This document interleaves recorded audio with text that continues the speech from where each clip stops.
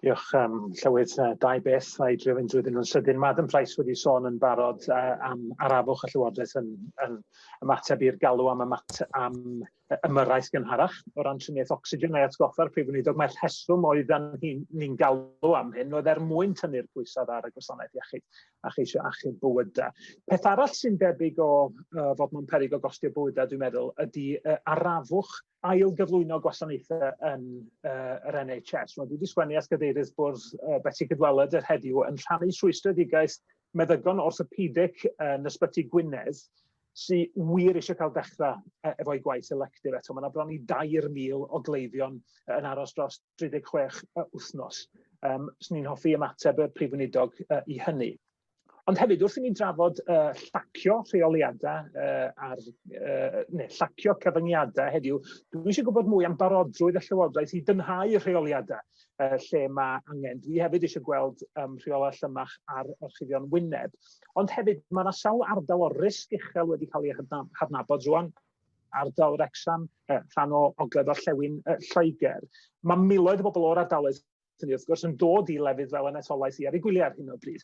Os nad yw'r Llywodraeth yn barod i ddeud wrth bobl beidio teithio, ydych chi fel cam lleiaf yn barod i gynyddu'r cyfathrebu ynglyn â sut y dylan nhw ymddwyn ar ôl cyrraedd, oherwydd mae yna beryglon wrth gwrs o bobl yn mynd i dafarndai bwytai ag ati neu yn gorgroni mewn niferoedd mawr.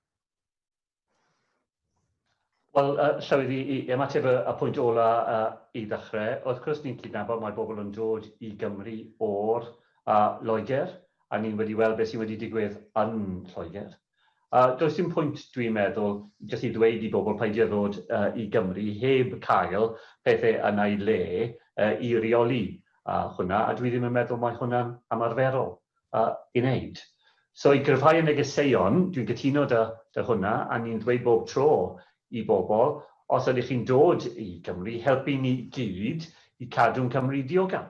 Ac ar ran fwyaf o bobl sy'n dod i Gymru, dwi'n siŵr, mae nhw eisiau wneud hynny, fel wedais i yn y Ddatganiad, pan ni'n weld bobl sydd ddim yn fodlon i cydymffurfio gyda reoliadau yng Nghymru, ni'n mynd i cryfhau y pwerau sydd dar yr awdurdodau lleol, gweithio gyda'r heddlu ac yn y blaen, i bod yn glir da nhw, os mae bobl ddim yn fodlon i cydymffurfio gyda'r sefyllfa yma yn Cymru, ni'n fodlon i wneud pethau, i bod yn glir da bobl am y cyfrifoldeb debau nhw, a dwi wedi siarad bore yma gyda'r arweinydd Cyngor Sydd Gwynedd, a dwi'n siŵr, a dwi'n gwybod mae nhw'n awyddus i wneud popeth mae nhw'n gallu wneud yn yr ymdrech hon.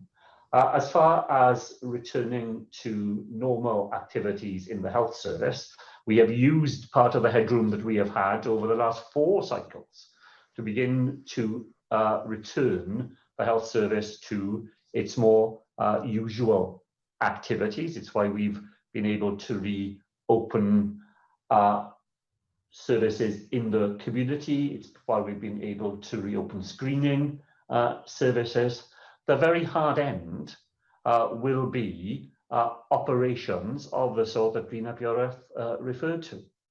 Productivity in an orthopaedic theatre in pre-COVID times was up to 8 operations in a day. Under COVID conditions, that will fall to 3 operations a day.